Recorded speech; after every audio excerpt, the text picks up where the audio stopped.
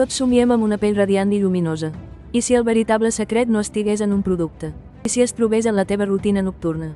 Us presento la Lara. Ella perseguia una pell impecable, invertint en cada sèrum i crema. El seu armari desbordava, però la seva pell continuava apagada, cansada, tossudament resistent. Ella culpava la seva pell, tossuda. La Lara va intensificar la seva rutina, afegint passos, despertant-se abans per a les mascaretes. Va reduir les sortides socials, fins i tot el son. Va esforçar-se més, creient que ho feia tot bé. Però la lluminositat era esquiva.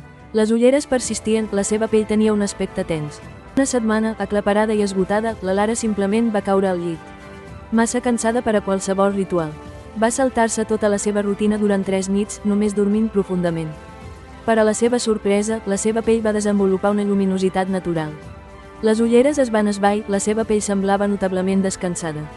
Sense productes, però la seva pell es va trencar. La Lara es va adonar que no estava lluitant contra la seva pell, sinó contra la necessitat fonamental de descans del seu cos. La seva recerca de solucions externes va eclipsar el son, el poderós mecanisme de reparació interna. El veritable tractament de bellesa no estava en un pot. Era permetre que el seu cos escurés. De vegades, la solució no és fer més, sinó simplement descansar. Prioritza el teu son, no només per a l'energia, sinó per a la veritable lluminositat de la teva pell. Deixa que el teu cos faci la seva màgia.